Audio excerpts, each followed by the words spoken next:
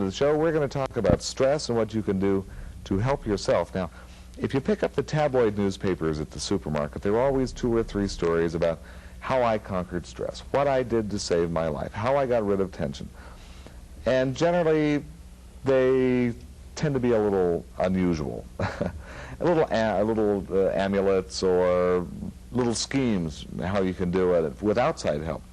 Well, there's a man in Boulder City, Vernon Howard, who's been there for many years with New Life. And I've got 2 people from New Life on the show.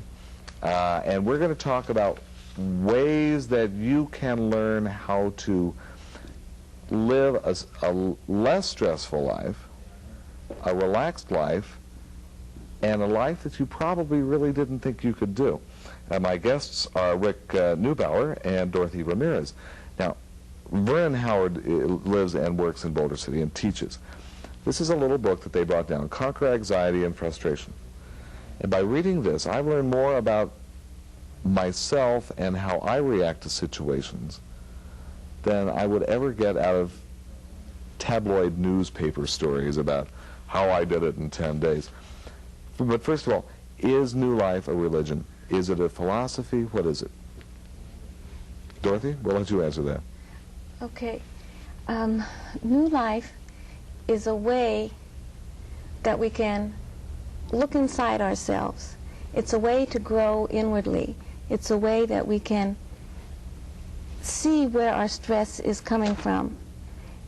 And it's a way to get rid of stress and anxiety. It's a teaching. It's a philosophy.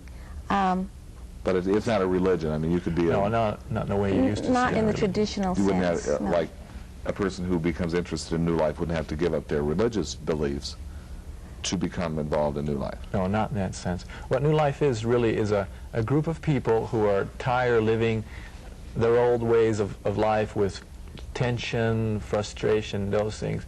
And we get together and we try to understand what is going on within us, why we have problems, why we get angry.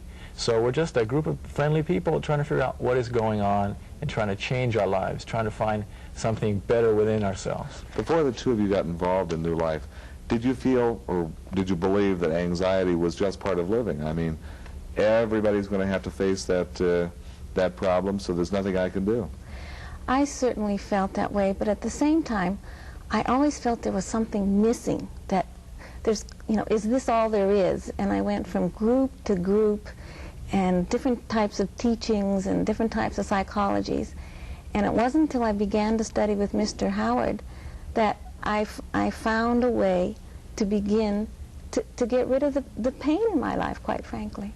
And you do it without taking vitamins that are supposed to help you get rid of stress, or wearing little chains around your neck or things like that. There's no gimmicks or anything like that. We have a good exercise which we try to use all the time, and what we can do is look at ourselves impartially. Like at this moment, know that we're sitting here, or the viewers can know that they're watching TV.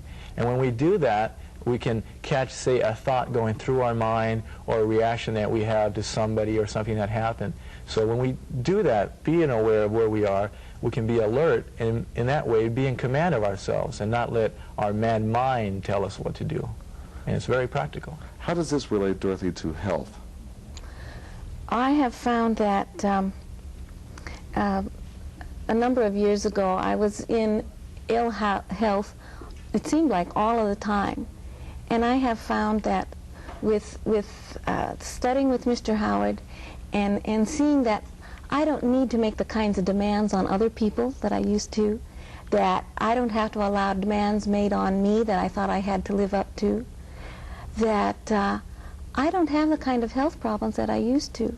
I guess stress can cause high blood pressure, I guess even alcoholism and drug addiction, things like that. Exactly. The way we think affects our body and what we do physically, outwardly. We can, if we're tense inside, it's going to affect you physically and may even put you in physical harm. Say if you're driving your car down the street and you're not aware of yourself and you're daydreaming, you may run a light and get an accident. So in that way, it can save your life. But that's such a monumental thought that is so basic, it seems.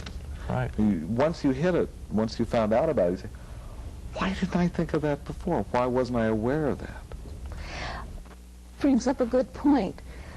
Human beings seem to like to make assumptions, and because we're walking around and our eyes are open, we assume that we are aware, and we're not.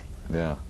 Right? We have to begin looking inside ourselves, which is not a self-centered thinking about ourselves all the time. It's not the same thing at all. Because while I'm watching what's going on inside of me, I'm also watching you. Not judging, but just watching and observing. And I'm also observing myself and seeing, am I afraid of you? What do I want from you? These are the kinds of things that cause stress. And of course, stress causes all sorts of illnesses, as you just mentioned. But in our business world, a lot of people will work only if threatened, causing frustration and stress. What would happen if this kind of motivation were eliminated? How does that work? Well, we all fear that we're going to disappear if we're not angry or we're not agitated. It's like having a cold and being afraid to be well. So, see, that fear is not really well-founded. There is happiness when the tension is gone. You know, this is such a hard thing to explain in the brief time that we have. So let me briefly mention the phone number in Boulder City, which people can call, which is 293-4444. There they can call and get more information about the classes that we have in Boulder City or in Las Vegas. Yeah, I know we're trying to cram an awful lot in to just about 7 minutes. This little book, though, Conquer Anxiety and Frustration, this kind of opens up a lot of different areas. Not kind of opens up, it does open up a lot of different areas. Reading it, you can sit here and go, yes, I know exactly what's happening. There are a lot of how-to books. I bought them. I guess everybody has. How to cope with difficult people. Body language. I'm okay, you're okay. What does it mean? You know, this really, just from glancing through it, gives me a lot more guidelines than all those other books. That's what's fascinating, is that it really works. You know, here's something we can take and use in our daily lives all the time. We can use it at work, at home, in our relations with people. It's wonderful because you start to understand yourself. You're the one who's benefiting from it directly, you know. And another trap we fall into is, well, if I just had this job, then I'd be happy. Or if I just had this person in my life, or if I just got this person out of my life, then I would be happy. And we are never really happy, are we? It never, because we're always chasing something. There is a way to be authentically happy, but we have to stop chasing all of these things I've just mentioned, X number of dollars. And there really is a way. Because whenever you set goals up like that, I want a Mercedes, I want a house, I want a boat, I want to work in a hotel, you're bound to be disappointed.